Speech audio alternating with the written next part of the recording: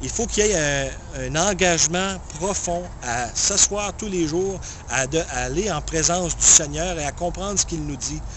Il nous parle. Est-ce que nous écoutons? Eh bien, c'est le défi que Jésus nous lance.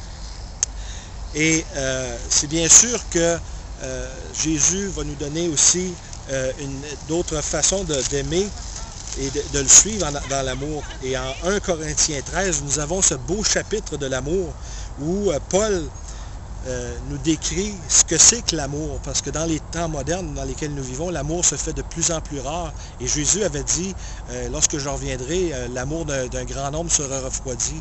Eh bien, chers amis qui voulez suivre Jésus en relation personnelle comme des soldats qui vont tenir ferme dans l'amour, eh bien, voici cette lettre d'amour en 1 Corinthiens 13, où Paul nous dit que si je n'ai pas d'amour, je ne suis rien, je ne suis qu'une cymbale qui retentissante.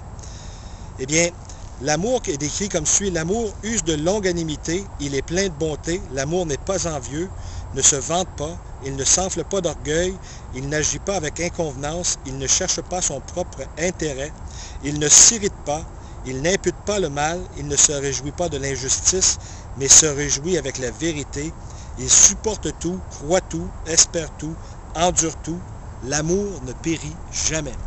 Eh bien, c'est cette promesse éternelle que si vous entrez dans la paix de Dieu, dans le repos de Dieu, lorsque Jésus dit en Matthieu 11, 28, « Venez après moi ceux qui êtes fatigués et je vous donnerai du repos », eh bien c'est ce repos. Jésus est ce repos tant cherché par la chair.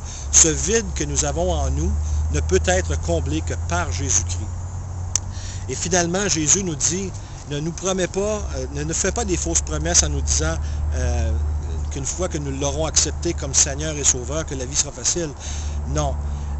Il y aura des persécutions pour ceux qui donneront leur vie à Jésus avec la colonne vertébrale d'un bon soldat. Mais cependant, les promesses sont énormes.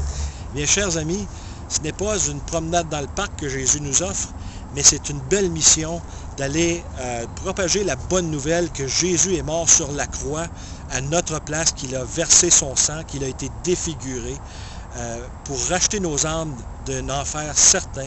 Eh bien, c'est ce message d'espoir que peu importe ce qui arrivera dans les prochains jours, les prochaines semaines, peu importe si les nations sont virées folles avec la corruption, le pouvoir, l'argent, Jésus a beaucoup plus à nous offrir. Il a souffert pour nous. Il nous demande de souffrir pour un temps avec lui. Et c'est un honneur de pouvoir suivre un tel maître, un tel Seigneur. Que son nom soit glorifié dans vos vies. Et je vous bénis au nom du Père, du Fils et du Saint-Esprit.